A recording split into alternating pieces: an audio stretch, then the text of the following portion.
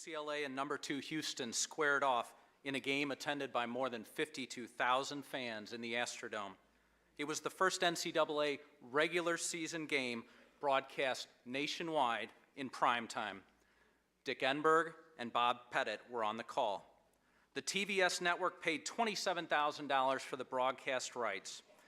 Houston entered with an undefeated season record. UCLA boasted a winning record that's reached back more than 2 years.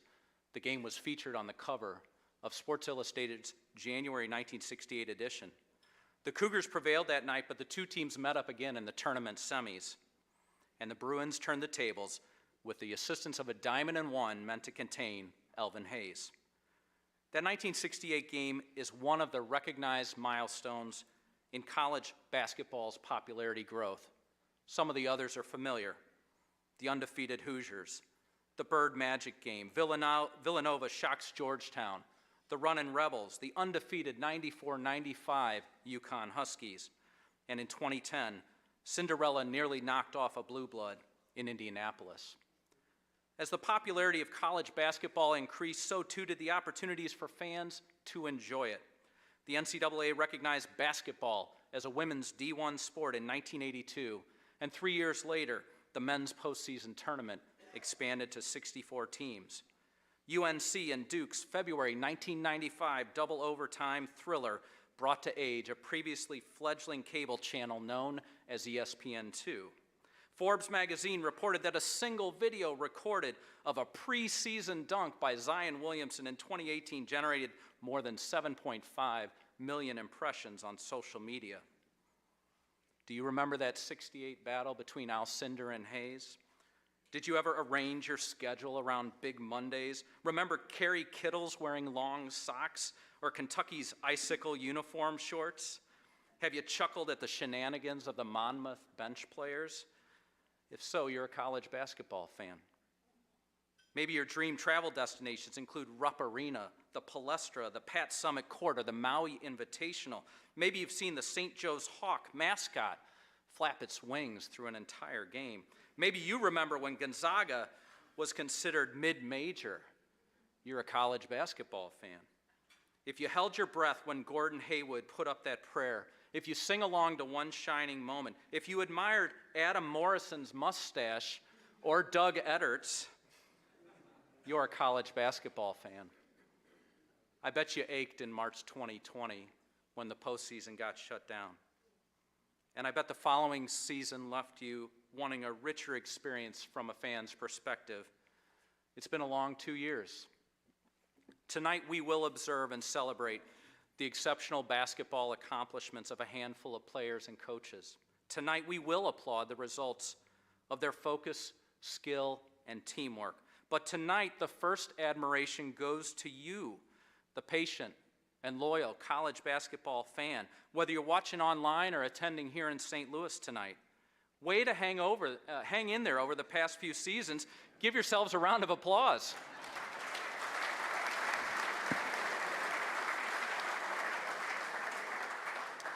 There's a lot on the agenda tonight, and I bet you're going to love it. We're very grateful for the companies and individuals whose financial sponsorship enabled the club to prepare the banquet and the program. The names of those sponsored are features in the materials displayed throughout the night. We're thankful for our friends who've helped us promote and produce tonight's event. And once again, we offer our thanks to the players and coaches who have joined us this evening for their willingness to travel here and to interact with our community. As Michelle said on the video a moment ago, we are particularly grateful for our partnership with the USBWA. One of the USBWA representatives joining us is Joe Mitch. And Joe, I'd like for you to please stand so that in a moment we can recognize you. As Joe stands, I'm going to share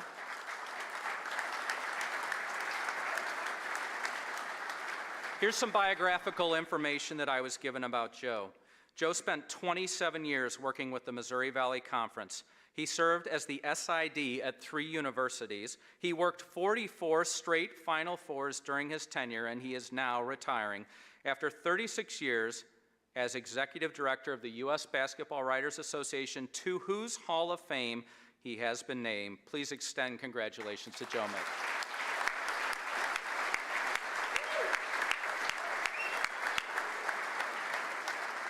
Thank you, Joe. I conclude by handing off to your MC for this evening. He is no less a college basketball fan than any of you.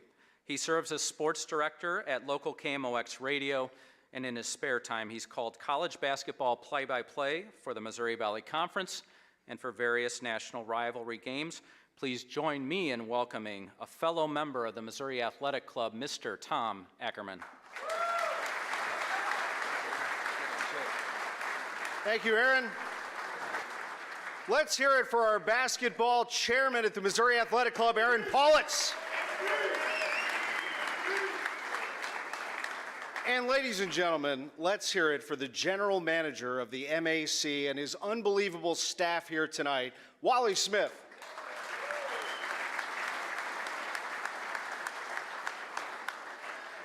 What a thrill to be here. What a great honor to host this great event here tonight. Who watched the national championship? All of us, right? Incredible game, wasn't it? And what a champion, Kansas, KU. What the? All right, a little secret for our national audience viewing tonight at the Missouri Athletic Club. We don't love Kansas, but we respect them. And no doubt, we respect them, and we respect the fact that the champions are once again in the Midwest. There's no doubt about that. St. Louis, where you're watching this tonight, we originate here in St. Louis at the Missouri Athletic Club. We represent a lot of institutions and conferences. In fact, we are a former home of the Big 12, where Kansas is located. The University of Missouri used to be in the Big 12. Now they're in the SEC. We're an SEC town. We're also the home of the Big 10. Illinois, pretty strong this year, weren't they? Awesome. We're also the home of the Atlantic 10 Conference. We're also the home of the Missouri Valley Conference. We also are the home and have institutions in the Ohio Valley Conference.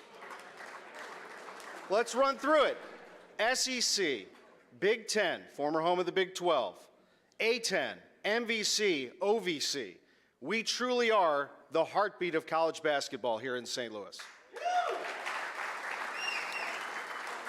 Ladies and gentlemen, we are fortunate to have a very vibrant basketball community right here in this region.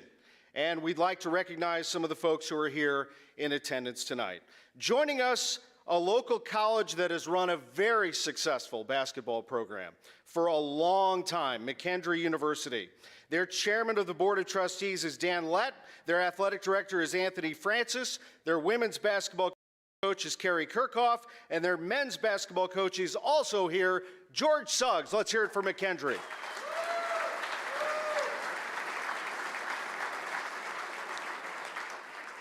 The new head basketball coach at Central Methodist. A nice welcome for Matt Sherman.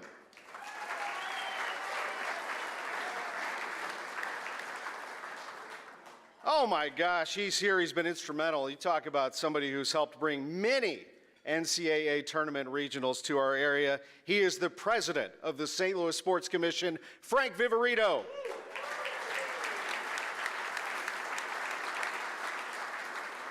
At Kevin Cantwell's table, we have former Furman basketball player, St. Louis County, St. Charles County executive. He is outstanding. Steve Ellman, two-time Missouri Governor Jay Nixon is here. UMSL head basketball coach Bob Sunvold is here, and his assistant Chico Jones. Please welcome them at Kevin Cantwell's table.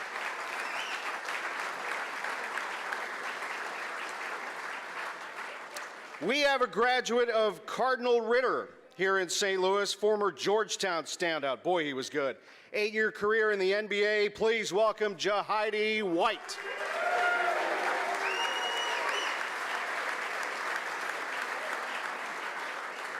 At the Missouri Valley Conference table, Associate Commissioner Jack Watkins, Bally Sports Midwest's Jack Donovan, and Missouri Valley Conference Commissioner Jeff Jackson.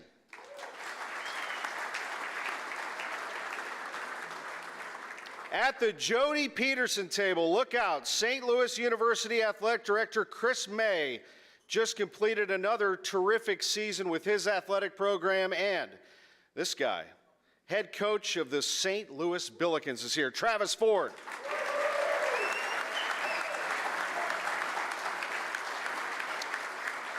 Also here tonight, one of his assistants, Corey Tate.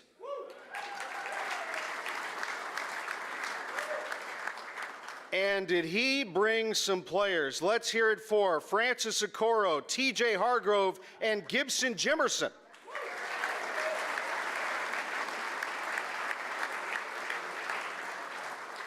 Welcome back, Javante Perkins.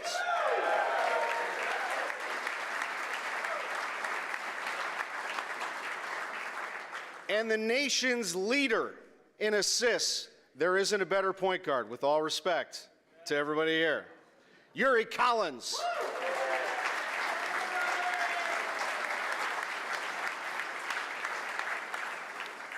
Ladies and gentlemen, joining us tonight as a featured guest, a favorite of the MAC and our members and guests, a longtime head coach and a successful one in the Missouri Valley Conference, currently on the staff at Oklahoma State. The USBWA presented him with the Good Guy Award in 2019, and this year, by popular demand, he is back. Ladies and gentlemen, to share his unique perspective, to talk to me, which is a task unto itself, please welcome Barry Hinson.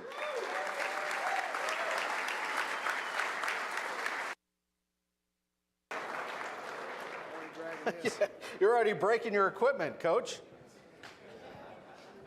Barry Hinson, ladies and gentlemen. What do you think, man? Look at this. It's pretty good. I'm old. I got notes now. I can't see. I can't hear you. May have to repeat the question twice. But no, in all honesty, it is, gosh, it's just good to be home. Well, it's good to have you back. How was the trip over? It was eventful, Tom. I left Oklahoma this morning at 3:30 a.m. They weren't even milking by the time I got up. And I forgot I've not flown commercial in 3 years, because we charter everywhere. Well, Cal has 2 charter planes, but we have 1. But we charter everywhere, and I haven't been on a Southwest Airlines flight in 3 years, and I forgot you're supposed to put in for your boarding pass. Yeah. Yeah, there's A, B, and C, and there's 60 in each one of those. I was C59. How many C's are there? No, there's only one more, and that's 60, and they were sick, and I went all the way to the back of the plane, right next to the bathroom, and the only sumo wrestler in the state of Oklahoma was sitting next to me. How'd that go? I fell asleep and my head rested upon his breast. It was actually to be quite frank, it was a comforting flight. Well, and when I left, I looked at him and I said, it's good to see you well. Is Angie here? Is your wife here? No, she, I asked her, I said, hey, I'm gonna go to the Missouri Athletic Club, stay in the hotel, romantic night, take her to Pappy's, barbecue, maybe catch a Cardinals game, and you can hear me speak. I said, think about it, let me know what you think. I asked her on Friday, she said she had scheduled a root canal for today. I noticed when Mr. Boimer went up for the invocation, you handed him did you hand him a prayer? A prayer request. Is everything okay? Yeah, it was a prayer request for me. I just asked him, could you get her off my ass? And I said, you know, we have a personal issue. I don't like to put my personal stuff out there, but I think she's having an affair with Jeff Bezos. Seriously, he sends her something every day, and they charge my credit card. I don't know, Tom. Barry, not to change the subject, but you and I You and I have known each other a long time. You want to tell people how we met? Oh, yeah. This is great. Now, for those of you who don't know, here's the rule for the halftime guy. And when you are the coach with the most points, they interview you coming off the floor, and the guy that doesn't have the most points, they let you have what's called a cooling down period. Most of my interviews with Tom were coming out of the locker room back to the game. And he was always the most positive guy there was. He would say, Coach, your team scored 12 points in the first half, but you were 2 for 2 and 100% from the free throw line. And you know, there just comes a point in time when you would really like to be honest with these guys instead of all that bullshit like, well, we got to guard better, we got to do this, get the ball inside, we're not rotating. You'd like to, it'd be like when we played Cal. We're at Kentucky. Come out of the locker room, we're only down 3. Tom would ask you, Coach, you're only down 3. What'd you tell the guys at halftime? Tom, this is what I told them. We've got no shot in hell to win this game. But guys, look on the bright spot. At the end of the game, Cracker Barrel's doing the post game. We got chicken fry, cream gravy, and peach cobbler. But we never got to do that. Because hell, I was going to do it in my last year when I knew I was going to retire before they fired my ass. That didn't work out real good.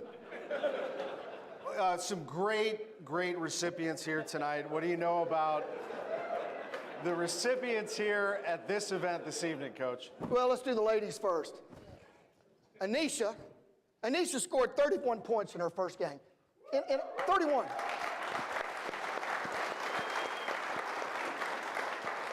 Anisha, for the record, me personally, I've signed recruits that did not score 31 points in an entire season. Consequently, that may have a lot to do with why I'm up here tonight.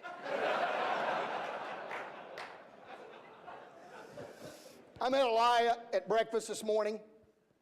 What a wonderful young lady. We got a chance to visit and talk. Elia, I just want to tell you this. I know at the end of the championship game, Candace Parker's doing that heart sign and all that stuff and telling you that she loves you. I have not once in my career, even at home games, no one has ever shouted that to me out of the crowd. Matter of fact, it's rather been obscene, to be honest, what they've shouted. But congratulations. What a wonderful, wonderful year.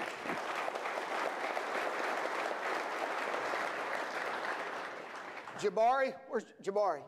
You're going to receive the Wayman Tisdale Award. I grew up with Wayman. And the one thing that you have that he had is an unbelievable smile because his smile was intoxicating. He's one of the greatest people, human beings, I'm not talking about player, greatest human beings that I've ever been around. You would honor him tonight. Congratulations to you, young man.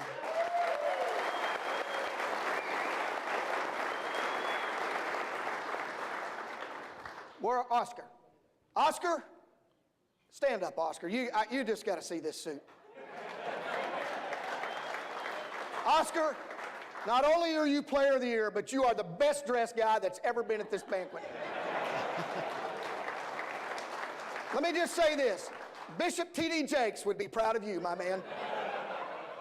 And the other thing about Oscar, it caused a lot of nightmares in the Big 12, but the best thing about Oscar in the Big 12, when we would do our scout report, the assistant coaches that would do it, that would try to pronounce his name. Toshibawi, I mean, it was unbelievable. And then you would get the public address announcers, and it was awesome. Only did until he got to Kentucky did they know how to pronounce it right. You guys do that phonetic spelling in Kentucky, that's why. Oscar, congratulations.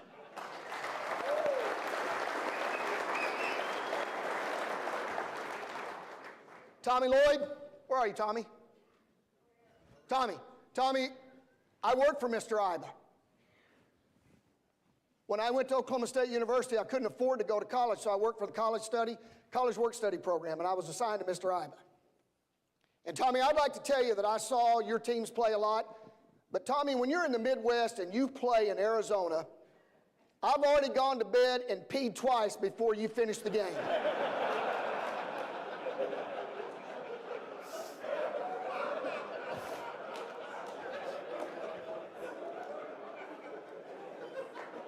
But Tommy, let me say this. Mr. Ivor would be proud of you. Congratulations, Coach of the Year.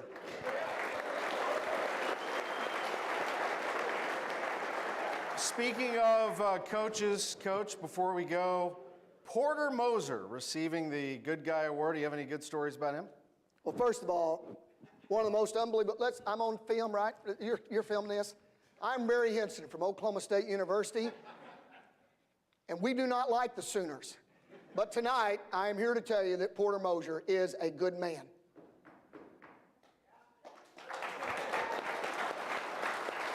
Tom, I won't have a job when I go home tomorrow, so I just don't go in. Tom, Porter did something that was really special to me, really hit home. Porter, when my father's a Southern Baptist minister, and he asked for Sister Jean to pray for him. And going into the Cleveland Clinic for a big-time surgery, and Porter had Sister Jean not only pray for him, but send a video. And then also when my son-in-law passed away, Sister Jean met me there in the tunnel before we went out on the game and had prayer with me because of this guy right here.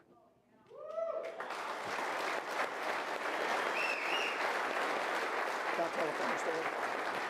All right, but I gotta tell you a funny story. So Porter gets a job at the University of Oklahoma. For years, we'd be in that back room right over there, Missouri Valley Conference Day, and for years, every time I'd leave here, I'd go back to Oklahoma for quail hunting.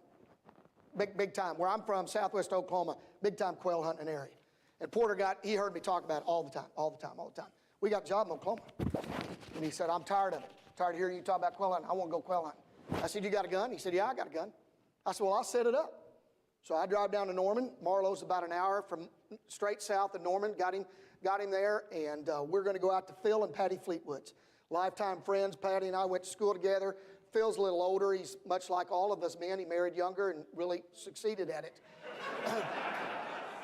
But Phil has a big Angus ranch, and he has this place that basically they raise quail, and I think they're behind the trees, and they just let quail out, and then you go shoot them. But anyway, there's lots of quail.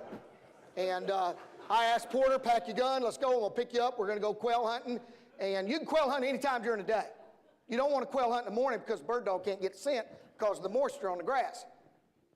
City folk don't know that, so I'd explain that to Porter. We're going to go in the afternoon. So we get him. We go down there, and we get out to Phil and Patty's place and walk up in there, and I introduced him to Phil, which son pitched at Oklahoma State University. But Phil can't see real well without his glasses. And so I introduced Porter. I do not use his last name because this guy's a cowboy. And I just said, I brought my buddy here, Porter. We're going to do some quail hunting. Coach going out there and do a deal. And he said, can I visit with you privately? I said, yeah, feel free. Porter goes out to the truck. And he said, Barry, we got a problem. And I said, what is it, buddy? And he said, Othello. Othello is, she's really struggling. We got to put her down. And the boys and I and Patty, we just can't do it. Othello's the mule. And he said, I need you to put her down for me. I said, all right, I'll do it, Phil. He said, you put her down, I'll get the backhoe down there and we'll bury her later. So I'm walking out that door and I'm thinking, I could have some fun with this. So I walk out and I slam the door, get onto the truck, slam the truck door, and he said, good Lord, what's the matter? He said, I tell you what, Porter. He asked me right there in front of me, he said, is that new boy they hired at OU? He said, you bringing up a Sooner in on my land? And I said, no. He said, you're lying. I can tell the way you're looking at me. And I said, well, I'm sorry you feel that way. And he said, we couldn't hunt today. What? He said, we couldn't hunt. So I got in the tree. The truck was an old 3 on the tree. Anybody remember those 3 on the tree? I'm 3 on the wheel, and I'm turning it, and I'm throwing gravel, and he's spitting it out everywhere. And there's Othello right down there on the corner side of the acre. And I come to screeching hot. Porter flying forward like this and everything. And I get it, I go, boom, boom, and that mule drops down. And I cannot wait to see the look on his face. And before I turn around, I see a guy with a Glock going boom, boom, boom. And 3 cows go down. I said, what the hell? He goes, I knew you was mad. So I took up for you. Barry Hinson.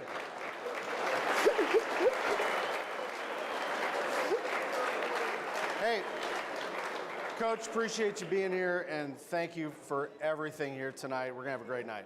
Thank you, Tom. Let's hear it for Barry Hinson. Thank you, guys. Thank you.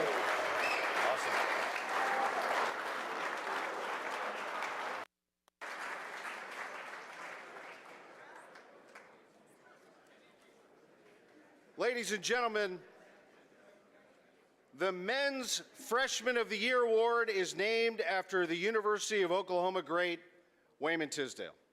This year's winner is a versatile 6'10" forward who averaged nearly 17 points and 7 rebounds per game. Let's take a look at some highlights from this past season.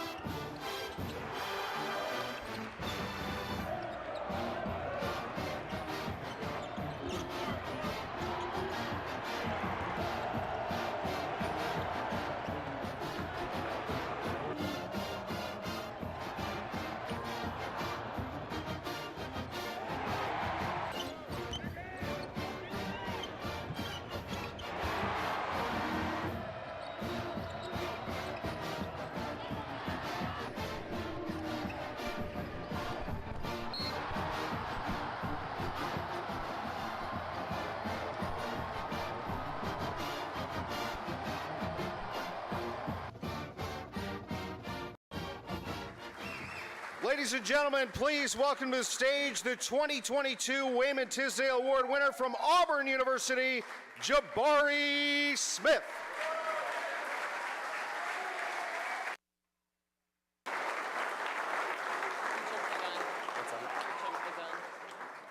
The Female Freshman of the Year is named after University of Tennessee great Tamika Catchings. This past season, this year's winner had a remarkable streak of 23 consecutive games of delivering a double-double in points and rebounds. Let's take a look at some highlights.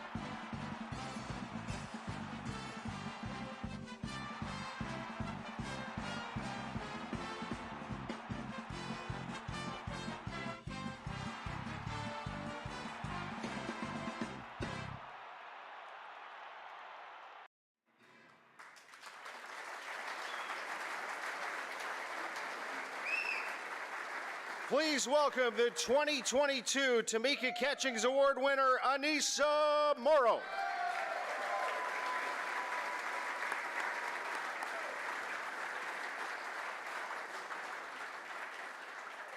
And to hear from our 2 Freshman of the Year Award recipients, please welcome a performance consultant, speaker, works with some of the best coaches and teams in college sports, the author of What Drives Winning, Brett Ledbetter. So what we're going to do is we're going to do something a little bit different. Is opposed to them coming up and doing acceptance speeches, we're going to try and get you to understand the inner workings of how they approach their craft. And we're going to start by watching a video from Landry Fields, who is the GM for the Atlanta Hawks. This is his development process, his whole philosophy explained in 5 minutes or less. And I'm going to ask you all questions about that. So when working with our young guys, I like to map out for them sort of this journey of development that they go on. And it has a mix between psychology of 4 competencies as well as the hero's journey. I don't know how familiar anyone is of it, so I'll try to simplify it as much as I can. So what I tell them first and foremost is stage 1 is unconscious incompetence. You sort of have this this air about you, this excitement, this naivety that has yet to be tarnished with reality. And that's a good stage that I tell our rookies because it's what got them there in the first place. Like, you kind of have to have this skewed vision of what it's actually like in order for you to continue on. Because if you really kind of saw what it is early on, you might not take those steps. It's kind of like having a baby. I don't know if anyone has had kids or have kids, but it's like, man, that sounds awesome and exciting. And then you get in, you're like, damn, this shit is hard. But for these young guys, it helps bring language to it. So it's development stage 1, unconscious incompetence. It's this sort of blind confidence that they have. And then they get here and they have what I call a fall, and they fall into a pit. And the pit is now conscious incompetence. So now they're aware of what they didn't know before. And usually with that, it's a huge blow of the ego because the perspective has now changed. Reality has set in. You're dealing with different relational dynamics. Your teammates in college are no longer the teammates that you have in the NBA. It's completely different. Some guys are a lot more secluded. There's a lot less uniformity here at the NBA level than there is at college. And for young guys, especially 19-year-olds, 20-year-olds, that's a huge wake-up call. This is something that they go through that we all go through at the end of the day. If you just think about any time you've been developing anything, you usually hit this pit stage where you don't want to necessarily continue on. You want to go back to stage 1 where it was all glamour and it all seemed amazing and life is romanticized. But now it's like, okay, reality set in, what are you going to do?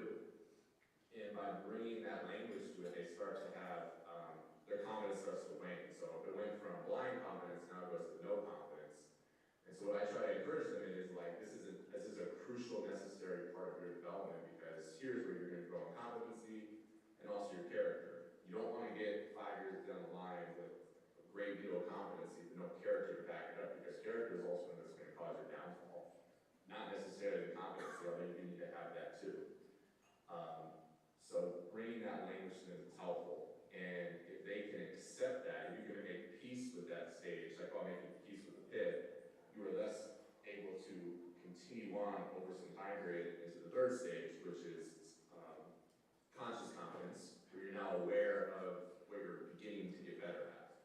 And that should be pretty self-explanatory. So you went from no confidence, you went from blind confidence to no confidence, now you have a sober confidence.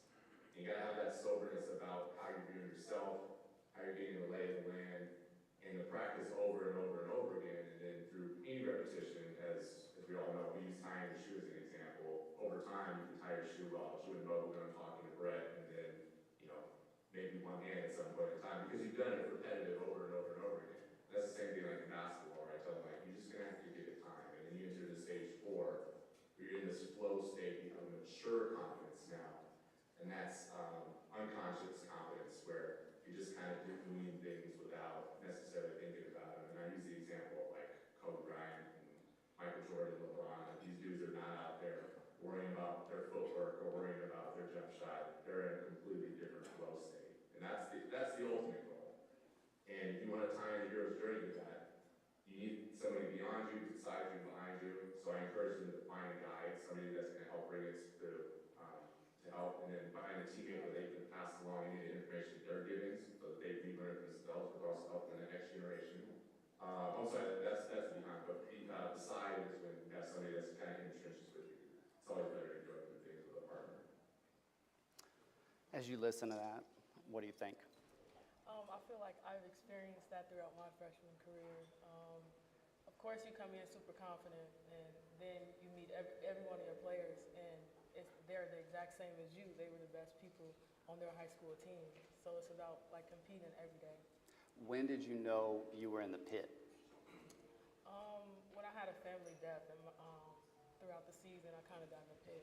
I didn't really know how to get out of it. I was struggling academically, and my academics are super important to me. But I feel like basketball has always been my outlet, so I use basketball to get me out of that pit. It's interesting because they say that you can't fight your way out of the pit. You have to find your way out of the pit. How do you think about that? I feel like I found my way out of it. My family came to my game against Creighton, and I had one of the best best games of my career. I feel like my family support is what helped me find my way out of the pit. That's the reason why I chose to stay close to home, so I can have that family support.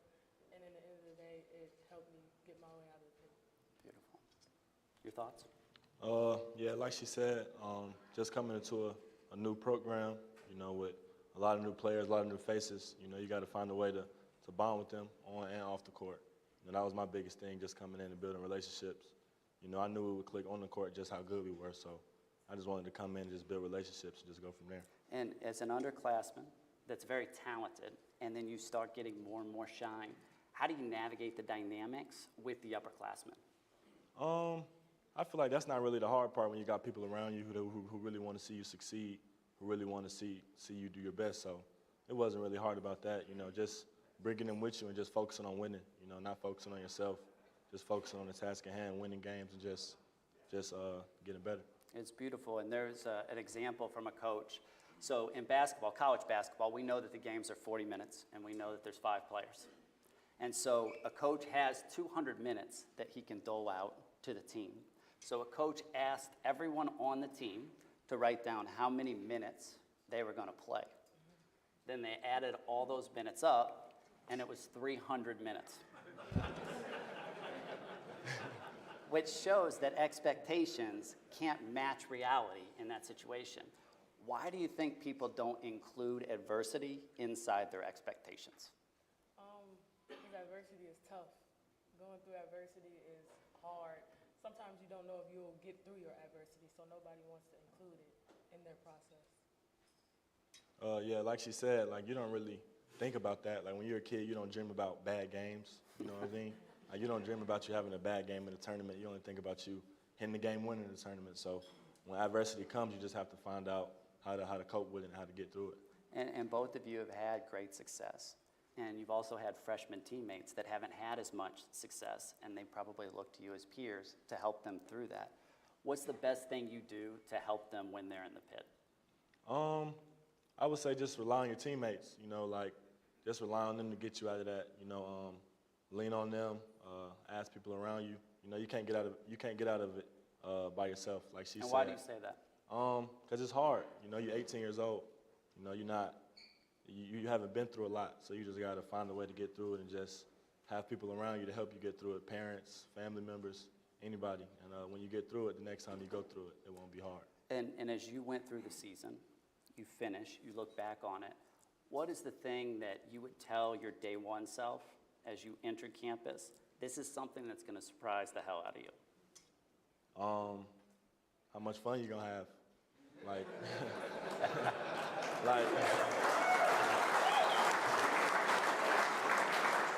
like from day one, I just came into college thinking it's just gonna be basketball. Like, I never thought that I was gonna fall in love with my school. I never thought that I was gonna build relationships that would last a lifetime. And why do you think you didn't think that? Because that's just not something you really think about. You think about you just getting on campus and performing on a basketball court. You don't think about the things that come with it. Like, you know, you don't think about the fan base. You don't think about nothing like that. But when I got there and I experienced it, that's just something I would take from it. Like, you're going to have fun. You're going to build relationships. And that's just something that goes farther than basketball. You're in the pit. What is the best thing a teammate did to help you that you could learn to apply to a future teammate? Simply just asking me, how are things going? I know I'm an introverted person, so I don't really talk to a lot of people when I'm in the pit. I kind of try to deal with myself. So it was kind of tough, but my teammates sitting back and just asked me if I was okay. I'm able to vent to them throughout my process and what was going on. And I feel like that helped me a lot. Being a person that's getting a lot of attention now as a freshman, it just showed me that there are people going through things that you might be going through. So it's always good to stay humble throughout your process, but always encourage others and support them through what they're going through as well. Well, and the more you succeed, the more visibility that comes with that. And so what I'd like to do is show a clip from John Mayer. And he was just talking about the distractions and how to live well with your mind. So I'm going to show you this, and I'd just like to hear your thoughts on it. Celebrities spend hundreds of thousands of dollars on security and then get on the internet every morning and look at all this stuff online that makes them feel terrible. And it's like, they got in. They got in over the fence,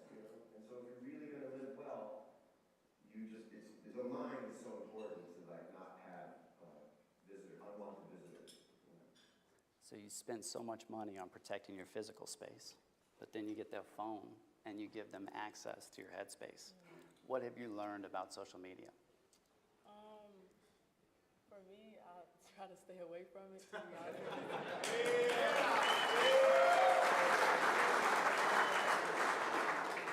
As much as I can, I know like social media will consume you. I know throughout my process, my freshman year was kind of hard for me. If I wasn't being successful, you see nothing but negative comments or people talking about your how you looked or anything like that, and it's always negative. So I tried to stay away from it as much as I could. I feel like I just worked on my self-confidence because when you have that, nobody can really mess with you. Amen. And it's just interesting, though, because so many people say that. I need to stay away from it, and then they get drawn back in. How do you think about that? I feel like it happens to all of us. It's really just knowing your own limitations. Like simply setting a timer on your phone for not being on social media or where it closed out an app or something like that. Just setting those standards for yourself. That's beautiful. I was talking to a professional athlete. He said that he's watched so many people come into the league, simple, pure, innocent. They start reading that Instagram page, and it can turn them into a cold-hearted person. How does it happen? It's easy to do it. You know, when you're in the highest level of basketball, you know, a lot of people gonna have opinions. Some of them gonna make you feel good. Some of them gonna make you feel bad. I feel like it's just how you let it affect you. You know, you can let negative comments bring you down and think bad of yourself, or you can use it as motivation and just work harder. And you can let the good comments make you relax, make you feel like, okay, they think this of me, so let me just chill out. But you just all got to use it as the same. Just use it as words and just know you got to stay true to yourself.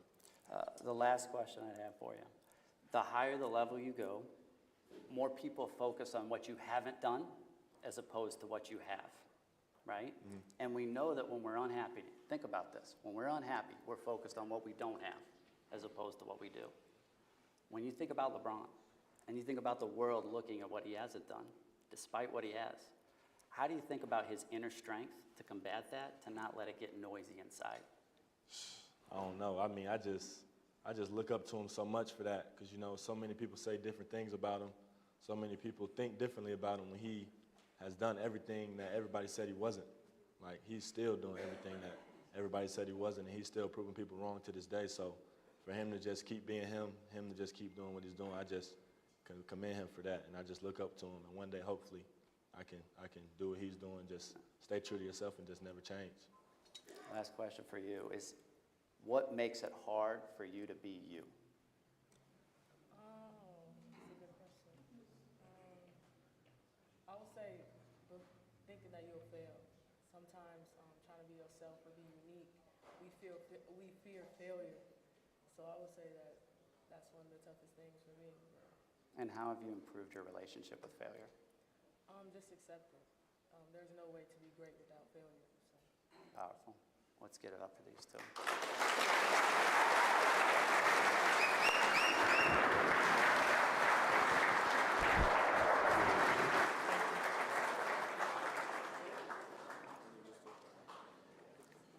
Ladies and gentlemen, let's hear it again for Jabari Smith.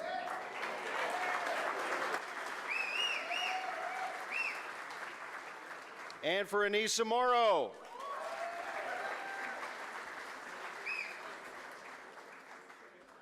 Ladies and gentlemen, the Henry Iba Coach of the Year in men's basketball is named after coaching legend Henry Iba, and this year's recipient led his team to a 33-4 record, a tremendous season, and a bid in the NCAA tournament in just his first season as head coach, and what a team they were. Please welcome, from the University of Arizona, Tommy Lloyd.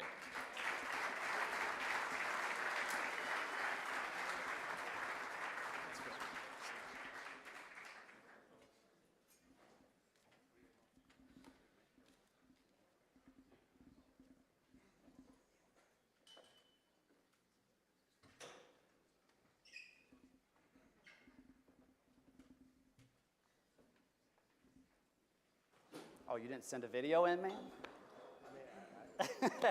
I'm deaf in my left ear. I'm going to have you go over there. Is that all right? hold on one second, Tom. They're going to spike it up.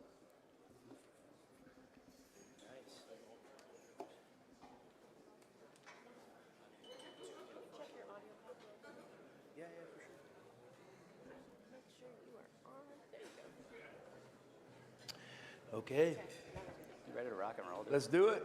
All righty. All right, so let's give it up for Tommy.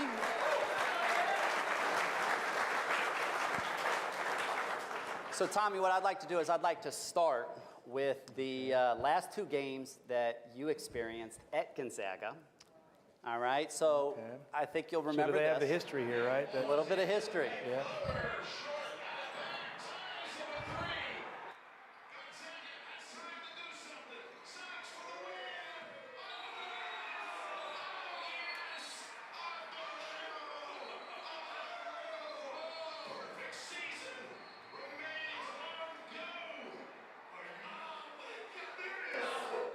What are you thinking in those moments? Holy shit. The great story, I was with him last night. I was in Orlando recruiting, and they played their last home game last night, and I went with him, and he's just a great kid. And, you know, it was just a pleasure to be with him, and it was really fun. He was telling me how much he loves all his coaches, you know, and his new coaches. And as you know, Brett worked really close with the Gonzaga program and still does. And so he got really close to Jalen, and it was special to see him have that moment. Well, it was a transformative experience for him, so that obviously was etched in college basketball history. And right before he hit that game, I asked him the night before on Zoom, what do you want to accomplish tomorrow? And he said, I want to make my 7-year-old self proud. Special. Okay? So he hits that shot. Where's he from? Minnesota, right? Minnesota, yeah. So they tweeted this out. How cool is that? Yeah. Serendipitous. So Pretty that's cool. his little self to the left. Yeah, that's him. Look at that smile. Isn't that amazing? And so what we wanted to do is he would always find himself in the floor and talk to himself before the game. And at the beginning of the year it was go kill. Yeah, At the end it was have fun. And it was because of that little boy, and we gave him this for draft night to represent the Gonzaga experience, to stay connected to the innocence. And you just heard from 2 freshmen. What makes it hard for freshmen to do that? You know, just I think they try to move too fast these days, and they don't enjoy the process. And, you know, as I was listening to those 2 speak, you know, it really moves me because, you know, I coach because of the struggle. I love helping people through the struggle, and coaching's a messy business, you know, and behind the scenes, and, you know, and I had a friend tell me once, you know, a good coaching friend, basically, if you don't like solving problems, don't get into coaching. And it's all about solving problems and watching them go through that. And as you know, I mean, I think all of us coaches could write a book, you know, that would be a great book for you guys to read of the struggles and the problems our good players had to get where they ended up going, and to watch him grow the way he did, and to use the word fun, because I have a little deal I do, you know, for myself, a little exercise every once in a while. It's don't forget ... when you're sitting on a plane, you know, all these things, you know, we have in your mind, but sometimes you can't forget. And the number 1 thing I wrote for this season is don't forget you coach better and your players play better when they have fun. And, you know, don't start taking this stuff too serious. And you know, you're speaking of all your little phases there, and I know you're really good at that stuff, and you sell books, and that stuff. But I was having a conversation with one of my coaching mentors, you know, and I got a few of them. You know, I got obviously Mark Few, Steve Kerr's become one now that I'm in the Arizona family. David Blatt is a good friend of mine from Europe, and Steve told me literally what you said about stage 1. He's like, enjoy this moment you're in, because you haven't been institutionalized yet. He said you're going to get institutionalized, and you're going to start hating coaching and hating this and hating that, but that first year is something special. So I'm going to try to bottle that, and hopefully I can recreate it next year. We're going to come back to that point because I think it's a beautiful point. One of the things that makes him special is he counterbalances the staff. And so I don't know if you remember, this is the last game you coached. So they were undefeated. They fell short in the final game. Tough one. And what I love about this picture, is taken from the stands, is you don't know who won or lost right there because you can't see the score. Both teams connected and transcended the outcome. Can you speak to that? I mean, that's after the game? Right after the game. Man, I was in the locker room pissed. So I don't remember any of this. Like, we got our butts kicked. But think about what you're passing on to the players to be able to do that. Yeah, for sure. I mean, it's an amazing experience, connectivity, but that was for all the marbles right there, and we didn't get it done. So, I guess great team huddle. You can sell a book on it, but I'm still not happy. Hey, so that was your last game, though, and it was a remarkable season. Yeah. And then you transition into a new thing. I want to ask you this question, okay? So you've gone through year one. What is something that you're more convicted than ever on? And what is something you've changed your mind on? The conviction deal is just, I'm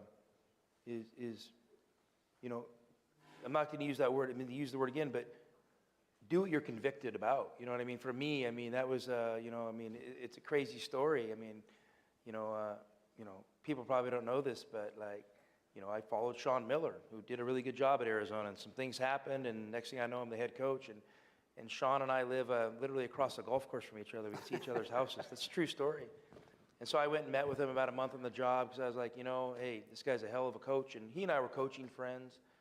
And, I didn't want our first interaction where our families met at the steakhouse and there was an awkward standoff, and I was like, so I went and met with him, and he gave me some great advice he said, you know what, your first year, you're the only one that knows what needs to be done here.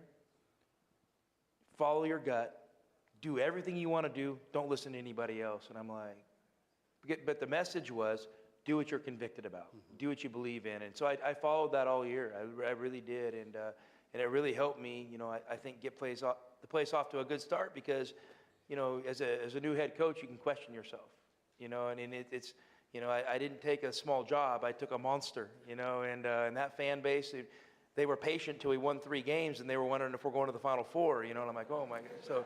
So you're sitting there, and so everything you do, you have to be convicted about. And so I just said, you know what, the only things I'm going to do this year are things I know. Every out-of-bounds play is going to be a play I know. I'm not reinventing the wheel. Every, defensive coverage, something I know. And that's what I did. And I thought it was great advice. Just stay convicted and do what you know best. And what'd you change your mind on?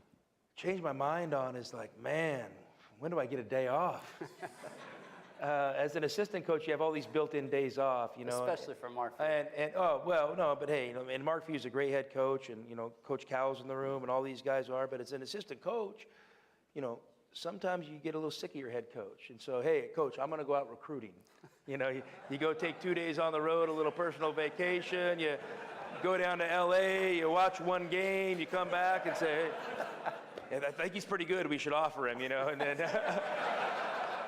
Or it's your scout, and you're all into your scout. Hey, it's what we got to do to beat them, and you're in that. Then you win, and then the next day you come into practice, it's not your scout. You're like, well, you guys figure this out. I'm good today. So just the amount of energy it took to be on every day, and you're involved in every scout, every decision, and just for me, I mean, listen, I love coaches, and I think I always knew I was going to coach, but I have a newfound respect for these guys. And so for me, it's crazy humbling to sit here. A year later, I mean, from that picture right there to think that I'm sitting here in 1 year, it's like, come on now, So I'm crazy humbled, and even have more respect for these guys that do it. And not that I didn't respect them before, but even more now. And, hopefully I can keep building on my career, and I can pass it on to the next generation. Well, I want to return to what Steve said to you. And, if you were going to look at this head coach's face right here, how would you describe this picture? I had that look a lot this year. You don't know how many times I thought, should I call a timeout? I don't really have any good ideas. And then, Ben Matherin, who's going to be a lottery pick, would steal a ball in the passing lane and dunk it. I'd be like, great job, keep it going, we'd hit a 3, at the end of a shot clock, and so just it's not easy, and listen, and you don't got to be perfect, and you got to have fun with it, and I mean, he looks like he's having fun, doesn't he? I mean, I don't know. He could be thinking, He could be thinking squinting because he's getting older and his eyes aren't as good anymore. I mean, that's how I look at it. 'Cause I'm carrying my glasses right now. You know? Hey, well, I want to show you something. So this is the look he has right here, all right?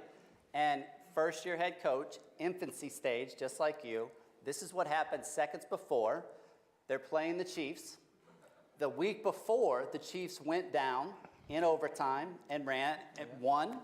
This same situation, take a look.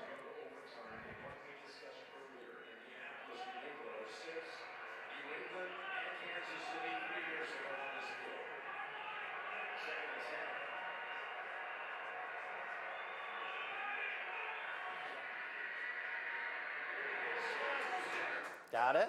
So look at the reaction.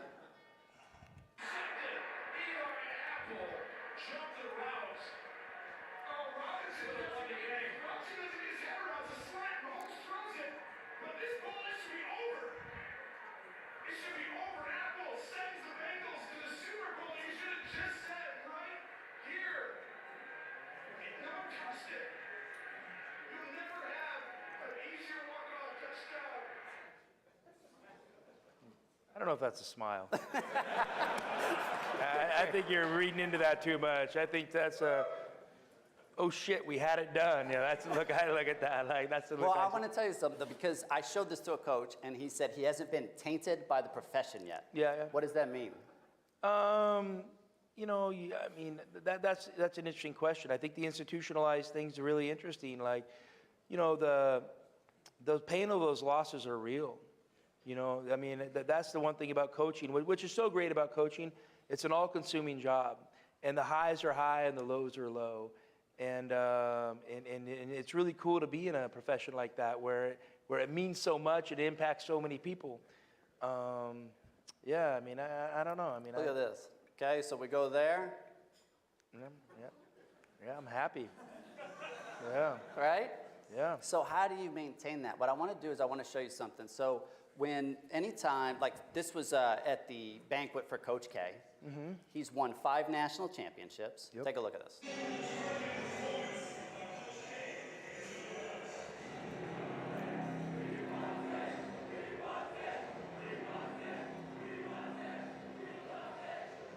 So they're yelling, "We want 6." Okay, yeah. How do you process that? It's a lot. I mean, just it's so hard to win in that tournament. I don't think people have any idea, you know. And it's what makes it a great spectacle is how hard it is actually to compete in it. And you know, us going this first year. I mean, for example, we came out of nowhere. I mean, we weren't ranked or nothing like that. And you know, we were a bunch of misfits and all these international guys. And the next thing you know, we started playing, and we're playing pretty good. And the next thing I know, we won the Pac-12, we won the tournament, we're a 1 seed. And then you know what? It was about, are they going to get to the Final Four and win the whole thing? And I'm like, I mean, come on, people. Like, you know, like, it just moves so fast, and the narratives that get created are great. It's great for, you know, the public, but it's hard on the players, and it's hard on the coaches. And, you know, hey, I'm grateful to be in that position. And the We Want 6 deal, you know, I mean, I saw Coach K the day before that game, and he was exhausted. You know, I mean, he'd been through the ringer, and it was amazing he got his team there, and you know, and then just to not get it done, I don't think makes light of what he's accomplished. You know, I mean, I don't know how many Final Fours they've been to. A lot. Yeah, I mean, I've been to 2, and it's been incredibly hard. So. A massive respect for coaches and how they handle their business at this highest level, and hopefully you fans, you know, have a little bit of grace with us and a little bit of appreciation for how hard it is. And but that's something I really want to talk about, because it's for an athlete, when they hear we want 6, Mm-hmm. if they don't do it, it's very easy to see how their self-worth could be attached to their performance. We don't get it done, I've disappointed all these different people, right? And we know this, that when we say yes to something, we also say no to something, right? Mm-hmm. So when Coach K says yes to a farewell tour, right? Yeah. Who are they going to now make it about every place he goes? Himself, right? Yeah. And you say everything moves so fast. And so when you think about these things, and again, this is brought to him. Who's it about? When you think about Krzyzewskiville and the students, like he has to say yes to those things. Yeah. Right?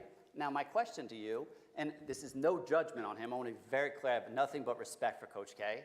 The fact that we call him Coach K is kind of funny, right? Yeah. But my question is, would there ever be a Mark Fewville? Oh my God, no. No. So if someone from administration approaches Mark Few and says, hey, we'd like to call it Fewville, he would say what to them? Absolutely not.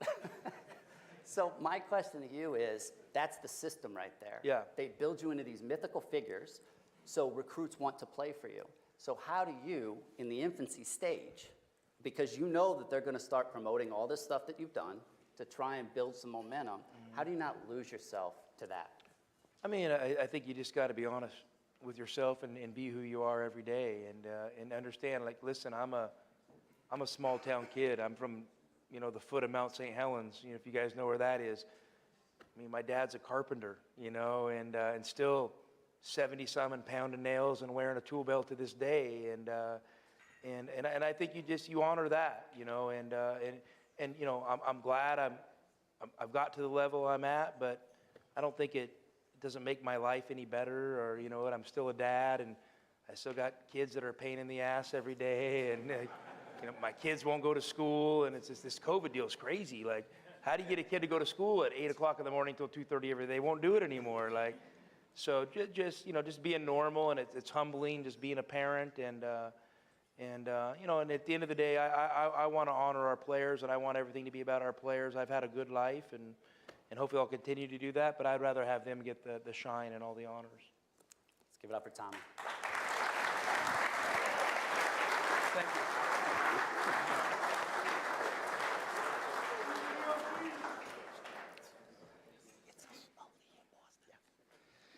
Ladies and gentlemen, let's hear it again for Tommy Lloyd.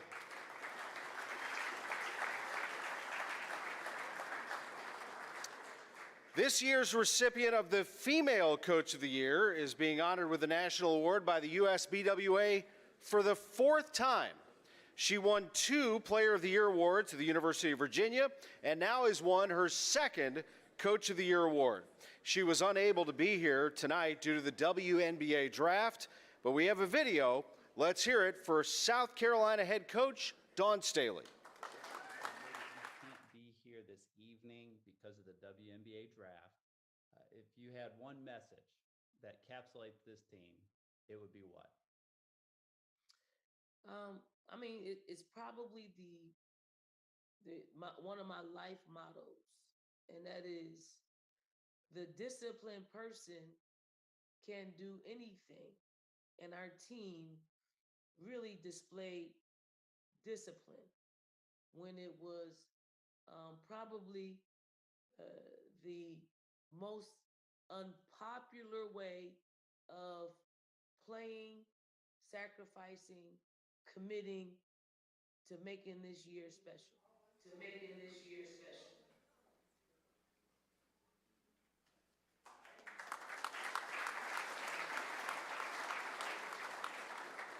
And now, ladies and gentlemen, for the presentation of the Ann Myers Drysdale Award, presented to the Player of the Year in women's college basketball.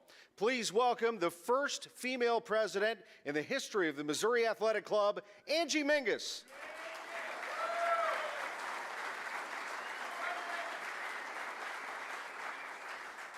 Thank you, Tom.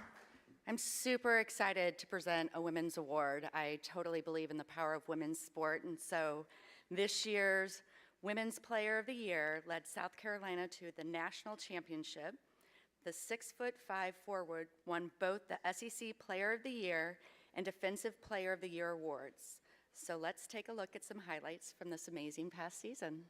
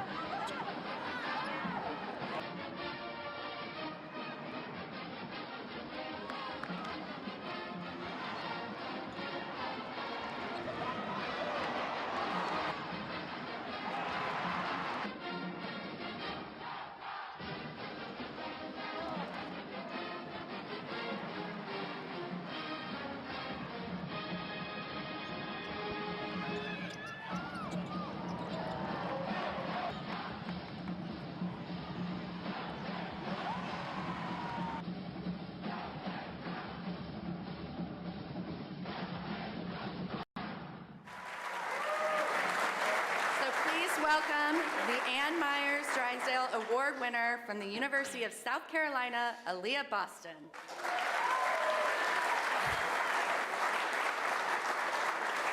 Welcome, Aaliyah. We're so happy to have you. I just want to start off to kind of go back to what the freshman said.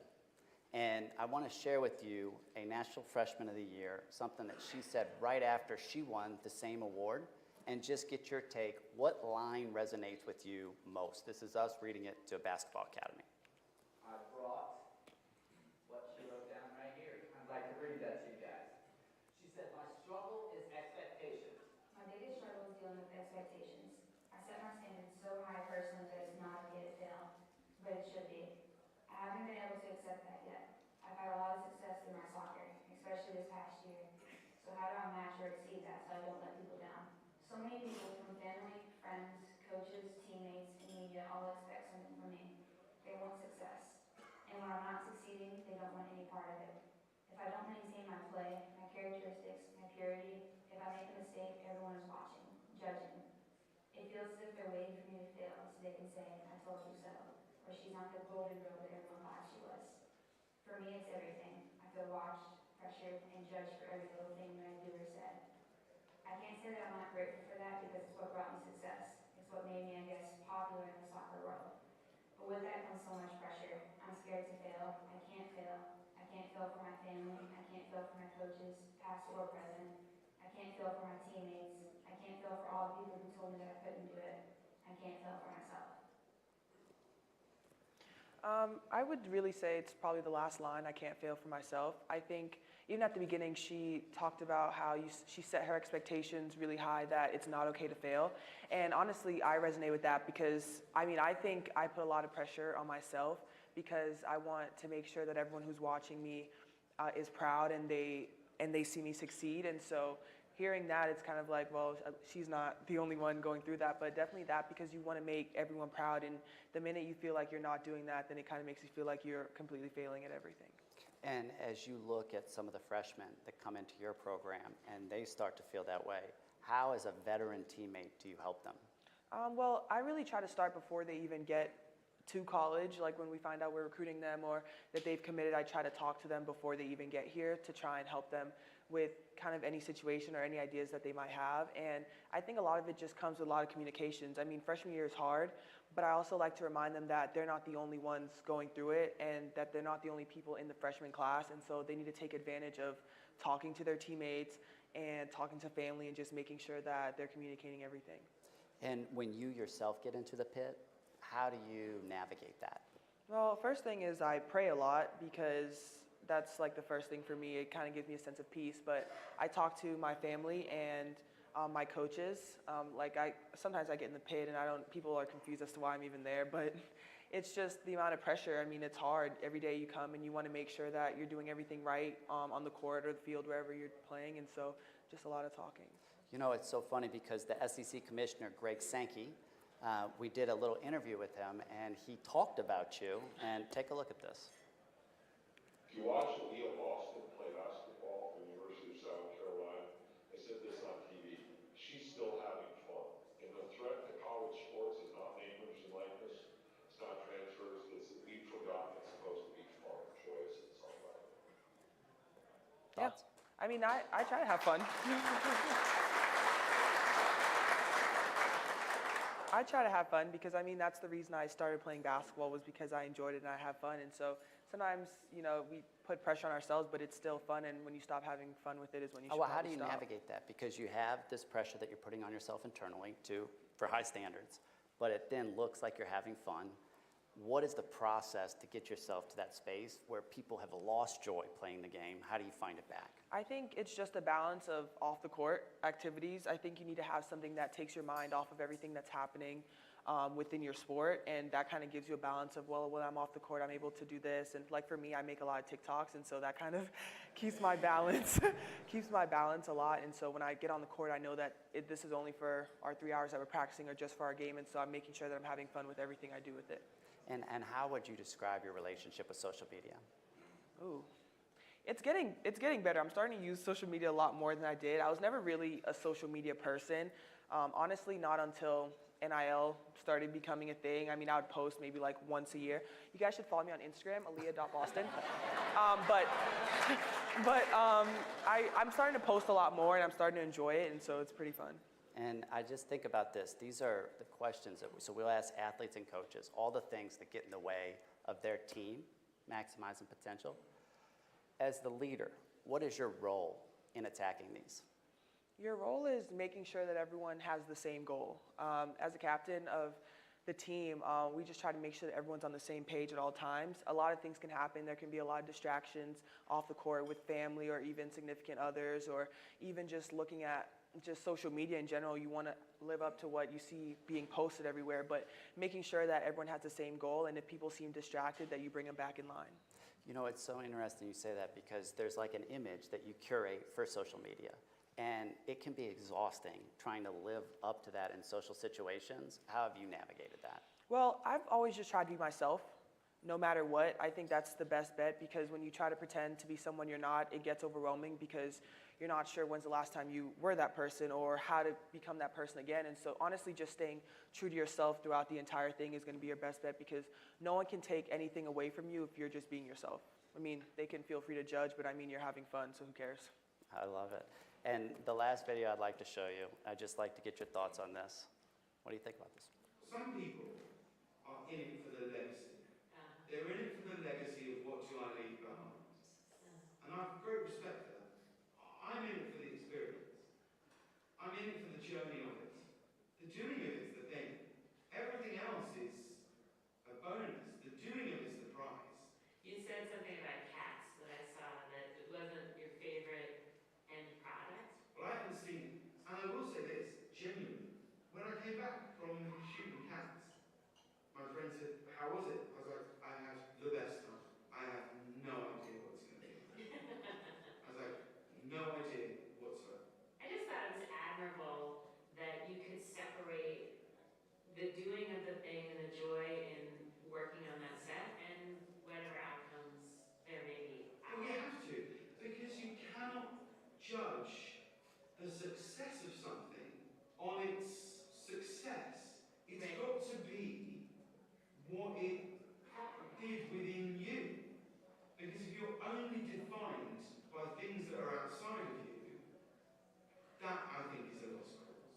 This is something I struggle with all the time. It's something I try to tell myself that you are not your career. You are separate to that. You are here, and your work is here. That had a lot of different pieces. I think the last part that he said, you are not your career, I think that kind of just popped out to me, because a lot of us as athletes, I mean, when people ask you, like, who are you? I say, I'm Aaliyah Boston, I play basketball. Like, that's the first thing that comes to my mind. And so it's almost like we have to figure out who we are outside of what we do on a daily basis, to understand that there's more to us than just our sport or just that one thing. And also the part where he talked about don't do things for the legacy or what you'll really gain or the outside world, because that's not really going to benefit you, and you need to do it because it makes you happy. And I think that's important, because a lot of people, and it even plays into social media, focus on everything that they're going to gain. Oh, I'm going to have this person going to text me, this person's going to follow me, all of this, when you should be doing it because you enjoy it. So, Well, I think about that, right? Because what is the hardest thing? If you think about all the interactions you have, what % of the questions are directed at you? How tall are you? And do you play or something basketball related? yeah, everything focuses on basketball, and so I got my answers already locked in. They're ready. But I mean, it's really hard, honestly. And right now, part of me is still trying to figure out when someone asks me who I am, just try not to say basketball and how to do that, because that's been a part of my life since I was 9 years old, and so it's a challenge. So how do you begin to find that out? Honestly, we're still trying to figure it out. Well, because once you went, let's give it up. How long did it take for someone to ask you, are you going to repeat next year? Oh, right after the season. And I even tweeted about the draft today, because one of my teammates just got drafted, and that somebody was like, you're coming back, right? And I was like, yep, I am. And And if you think about that, it's like never going to be enough. That's why you have to be okay with you. Yeah, Final thoughts? I definitely agree with that. I think just really understanding who you are and who you want to be in life is definitely more important than anything that you might see on social media or anyone else. Let's give it up for Leah Boston. Thanks. Thank you. Thank you.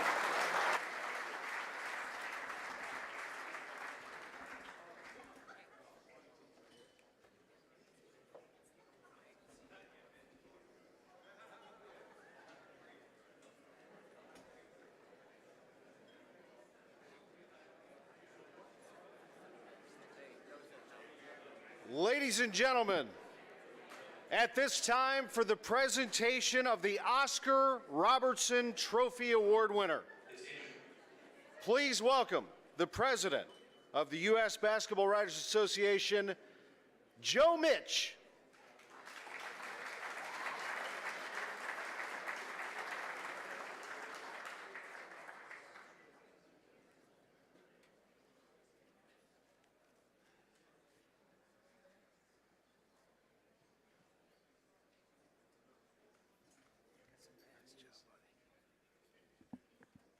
Thank you, Tom. It's great to be here tonight to honor student athletes from across the country. We're very lucky that we're in St. Louis where we have a chance to see great high school basketball, and we're also now seeing a lot more intercollegiate basketball from the NCAA in particular. Before I introduce the Player of the Year, I do want to say thank you to the MAC for hosting this event. This is the fifth time that they've hosted the awards dinner. And in particular, I want to thank...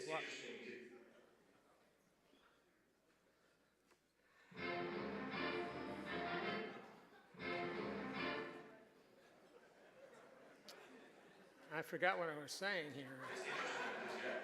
It's interesting because, these are great times right now. I could not be happy. It's interesting because, these are... Okay. Can you take your finger off of the trackpad? Oh, okay. So just don't touch the computer. Just don't touch this. Don't touch the computer, she said. Too late for that. But special thanks go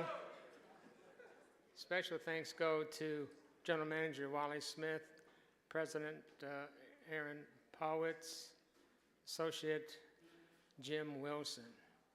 And you know, we had a great dinner, so we ought to give thanks to the chef for tonight's dinner, a tremendous meal. Thank you.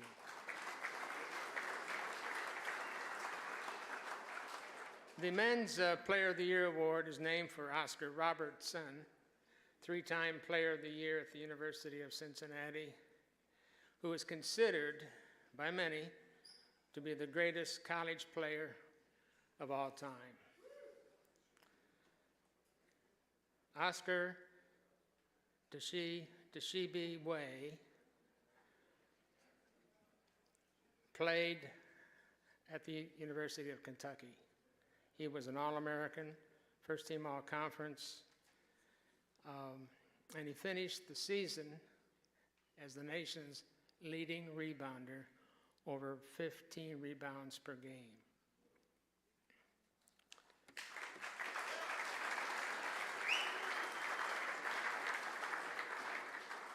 He dominated play like Oscar Robertson did. He led every conference in rebounding this season with a 15.9 average. It's my pleasure to present to you the National College Player of the Year, Oscar WSBWA.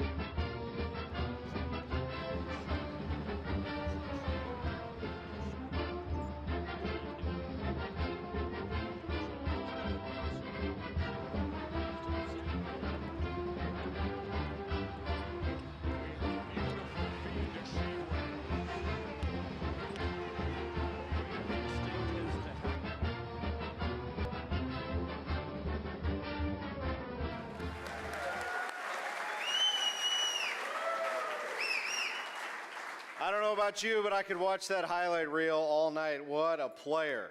And I know this guy could watch it. What a special opportunity now to bring to the stage, ladies and gentlemen, the head coach of the University of Kentucky, Hall of Famer John Calipari.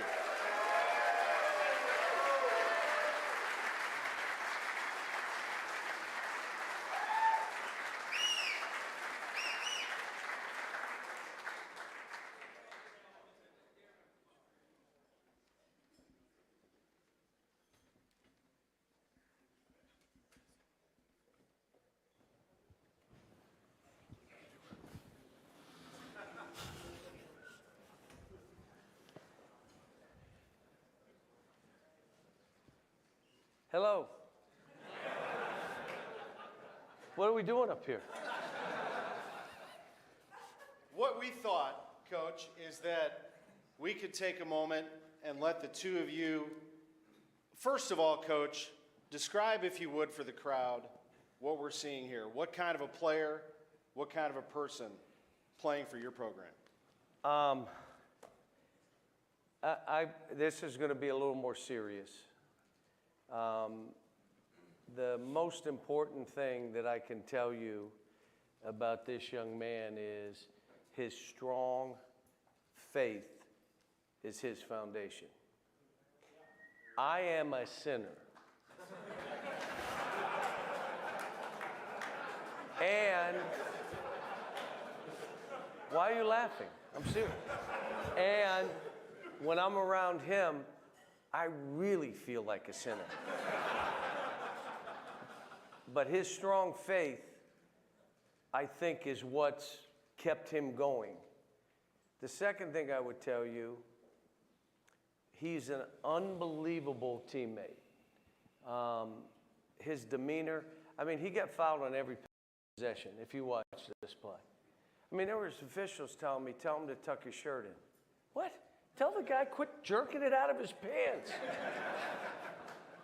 Never would say one word to the officials. His teammates, because he's a big guy, they don't like to pass the ball, the guards, do they? You have to go, and he would never say a word. He would maybe come over to me and say, Coach, maybe have him pass me the ball every once in a while. And this is the player of the year, unanimous throughout this country. He got every award. That's who he is.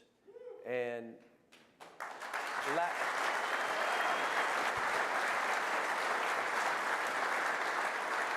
last thing is when you hear him, it's authentic. There's no, this is who he is. So how about I do this? Let me introduce you to Oscar USBWA. Can you all say that with me? USBWA. There you go.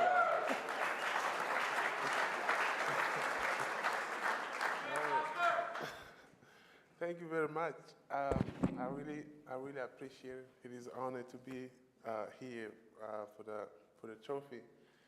I remember when I first came to school, we were struggling. The team was struggling. I told Coach, I say, Coach, I really want to help you, but there's any way you can sneak me in again? Coach said, no, man, when you transfer in the middle of the season, you got to sit down for the whole year. I said, okay, Coach. So we went through the season. We didn't have a good season. After the season, and I went up to Coach in his office. I said, Coach, I need to talk to you. Coach said, talk about what? I said, come in the office, kid. So I went in the office, get in the office, and the coach said, I had told Coach, I said, I really want to help you, but I want to hear from you the stuff I need to start work on, and we got to make plans for this coming season.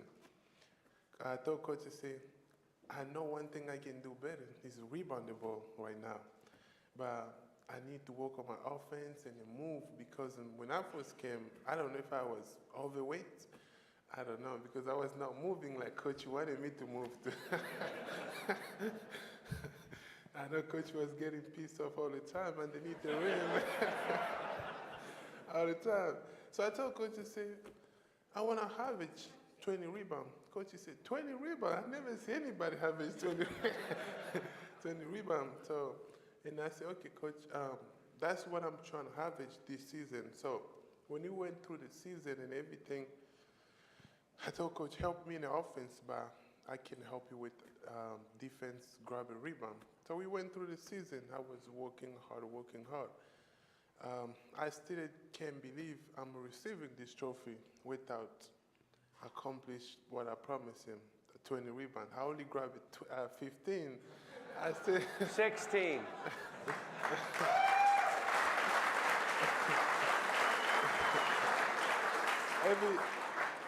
Every time I see my coach, I feel like I owe him something because I did promise him 20. That's the first lie he's ever told. That was it. I really had a great time being part of the Kentucky this year. All those, my teammates, we had a great time.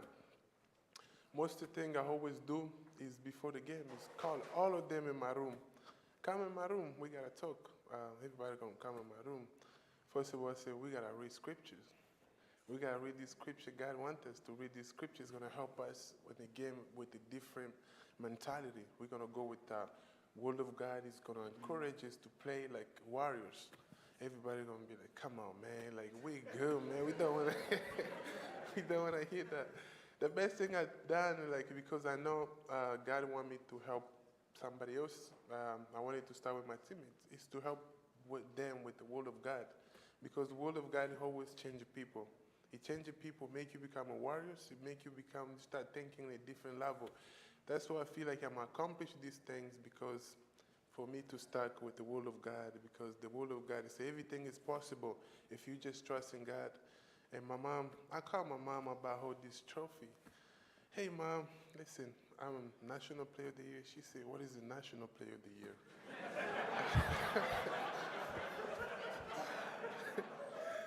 She said, what is the National Player of the Year? I said, National Player, he's like, you win the MVP, you are the best player. She said, how was your grade?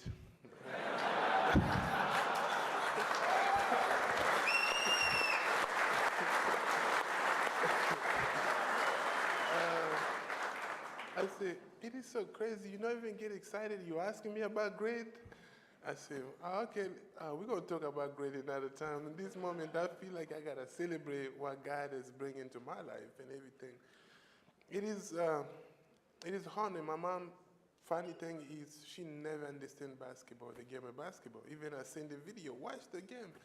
She just go crazy when somebody shoot ball from far and they win. And she said, how did they make that? That's magic. She says, it's magic. How people make a basketball from far like that? I say, it is a practice. People, when you practice, so she never believes, she never understands. That's the only person I know love me for me, never care about what I am.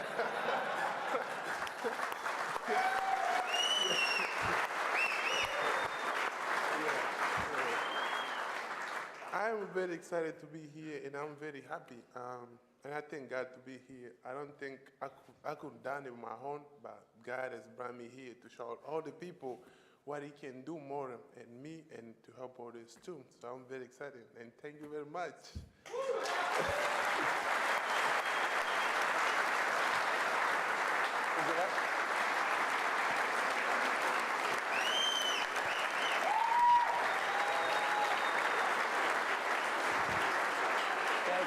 Thank you.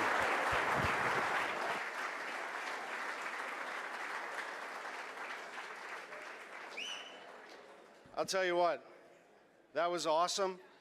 The University of Kentucky is an incredible program with great history and high expectations. I'd want this guy as my teammate any day. Wow.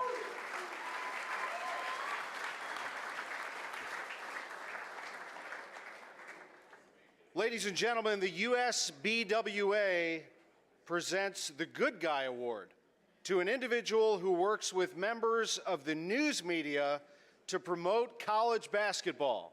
He is terrific with us.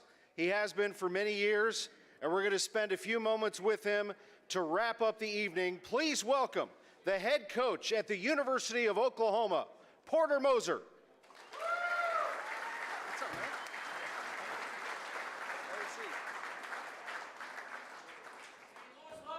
Oh, man. Yes, I love they St. do. Louis. A Chicago guy in St. Louis loves you. So you have so many St. Louis connections. A player in the Valley, a coach in the Valley twice. And, of course, your connection with St. Louis University and the great Rick Majerus. I know you have so many memories here. I do. I was watching all these great players and coaches on the highlights. I'm like, what are they going to have me for the the Good Guy Award was my highlight. Like carrying a bag of groceries for Sister Jean across the stage. But, then again, basketball needs to be, stories need to be told, but also you, I think, have done a wonderful job of explaining the game to fans, explaining the game to people, and your enthusiasm comes out across. I think that's why you won the award. It's not just because you deal with the media well, it's because your basketball knowledge and language comes across very well to fans. That's why. Well, I actually loved my time in St. Louis. This was probably the most therapeutic stop in my life, coming here, working for Coach Majerus here in the St. Louis community. But, speaking, I can't help but, like, my mind goes to something about, like, what Tommy said about the players and everything, and talking about the Good Guy Award. For Coach Cal to come for Oscar, I think that is unbelievable. We're another Hall of Fame coach for Anissa. Where's Doug Bruno, the Hall of Fame coach of DePaul? Doug Bruno is the Hall of Fame coach. Like, we're in a crazy busy time right now. And for these guys to come to represent their players, that means they love them. But I think that is what it's about in terms of being good guys and good people for your own players as well. And for Barry Hinson to make the trip from Oklahoma, Where's Barry? That was like a stand-up comic routine. I've heard it. I've heard it in our Missouri Valley coaches meetings forever because it was and he's just a great ambassador. I'm from Chicago. I don't know the punchline of that last joke about the mule. I'm from Chicago. I'm sorry. I don't. You spent a great deal of time in your hometown at Loyola. We know the history. We followed you. We loved it. We loved every second of it. And then along came an opportunity, and one of the best guys, not only in sports, but just period, is Joe Castiglione. Oh, yeah. And you're at the University of Oklahoma. How are things going? No, it's great. I'm blessed. I love I'm lucky. I loved where I was at, and I love where I am. And that's sometimes you don't get that, and I did. I had 10 years at Loyola and building that program up, and it's about leadership and who you're with. In all of our facets of working, we're all in different professions in here. And when you think about the true enjoyment, it's who you work with, in your mission, where you're going. And Joe Castiglione's one of the best. What he's about, his vision and everything. So he's definitely, I'm excited to work with him. How do you start with a program like that? You spent so much time at Loyola. How do you talk to your players initially and get things going the way you want them to go? Well, you got to hit the transfer portal and get this 103-year-old nun to come with you. That's the first step. For us, like when I got the job, it was in a pandemic, and we had 3 players. We returned 3 players, and there were 3 reserves, and they were great buying in. But it's just a different world we're in right now with the transfer portal and all that. But it's still the same in terms of pouring into your players, getting them better. And we're all in this, it's a different world with the transfer portal. Do you establish your style right away, regardless? You want to show how you coach basketball, but also your style of play, get it going right out of the gate? Yes, absolutely. You want to do that. And, but, I remember coming here with Coach Majerus, and I literally have so many stories about Coach Majerus. I started journaling, because there's just so many funny stories. I actually lived at the MAC for 3 months. I did. I get the job. Coach Majerus got the job May 1st. He said, Porter, I had 4 kids under 8 at the time. And he goes, Porter, I got your room at the MAC. It's May 1st. I got you here till August. You can work and bring your family in August. I'm like, what? So I stayed here for 3 months. He kind of wanted me to be here working and grinding.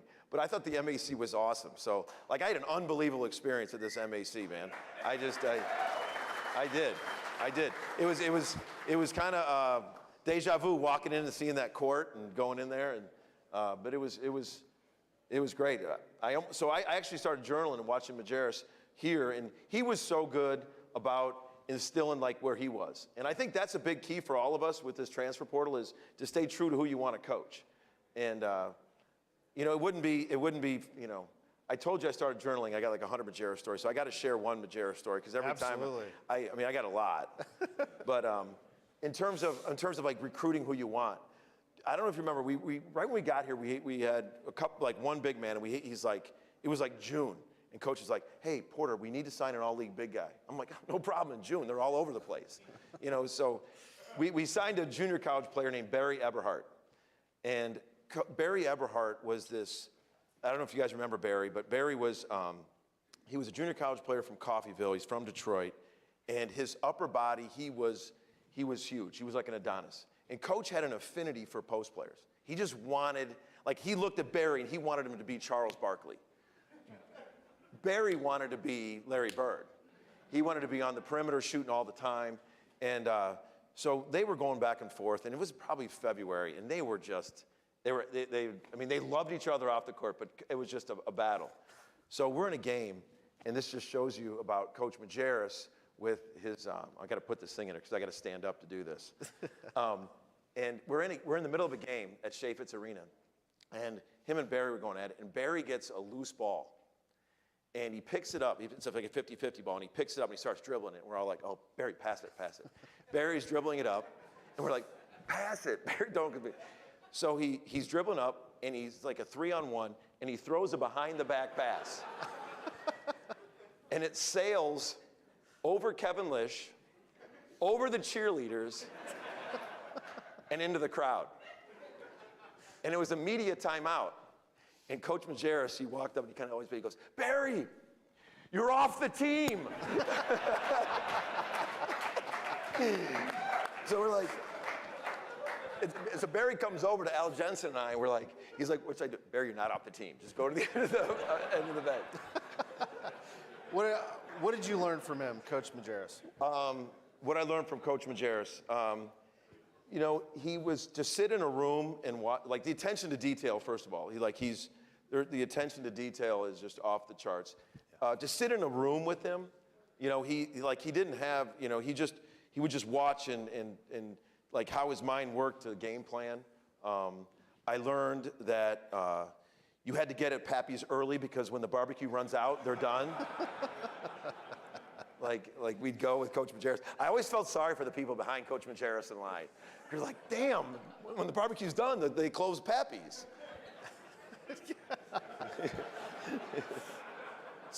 I mean, he loved you, man. And, you know, there's so many great stories I know that you have that maybe we can share later. But I want, just in the interest of time, I want to circle back to Loyola. What did you take with you from him to Loyola, and how did you do what you did? I mean, you had tremendous success. You know, I remember him writing me a handwritten letter, and he just says, I know you want to win fast, and like we all, it's our profession. And he said, just like, do it with the kind of players you want to, like do it with the way you want to do it. And you know, that's easier said than done, because you need talent, you need players. You know, no one's gonna, I mean, I don't care what it is, you need the talent of players. And I thought we were really intentional of recruiting winners. Our Final Four team had 7 state champions on that team. And I think that translates. Guys that have tasted that want to win, it's with that. And, you know, there's a little bit of that. There's a lot of luck. I mean, I'm not going to sit here and say there isn't. There's an intentionality. And that was one of the reasons why I wanted to stay, too. And we stayed, and we were fortunate to go to the Sweet 16 last year. And, but there's a lot of people. You got great assistant coaches. You got great players to do what we did at Loyola, and just very, very blessed. And I really appreciate what Oscar said about his faith. I think that's awesome. And I know Coach Cal's faith. I've seen Coach Cal at churches sit in the back on the road and different things. And, you know, they ask things about what you're convicted on. I'm a product. When I walked into St. Louis, I was at my low point in my life when I came into St. Louis, my professional life. And I was able in 4 years at St. Louis to, you know, through faith, God having a plan, to, you know, be convicted that there is a plan. And I got my confidence back, I got my faith back, I got my everything back in going to Loyola. So the conviction of your faith. So Oxer, thank you for that. I appreciate your words on that.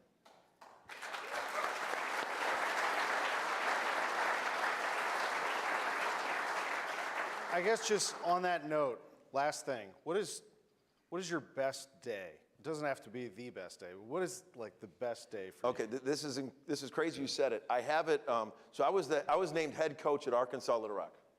I was named head coach at Arkansas Little Rock at 31. Thad Mott and I were the two youngest Division I head coaches at the time. And the Arkansas Little Rock Gazette did a thing like, what's your favorite group? And I'm like, you too. They're like, what's your favorite? They went, oh, what's your favorite color? And they go, all this thing. And they just asked me that exact same question. Wow. And I said, I have it still, and at 31 years old, I said, I just think it would be cool in my professional life to be sitting there playing for the national championship with your family sitting right behind you. And I said that I didn't come from this huge tree. And I actually I'm the poster child for being, to having a competitive reinvention with my career. I'm the poster child for that. And after having said that, I sat there and we were playing Michigan in the Final Four, and my family was sitting back there. So I didn't quite get that, not yet, but it was, I just think enjoying your journey with your family is about as great as it gets. It's well said.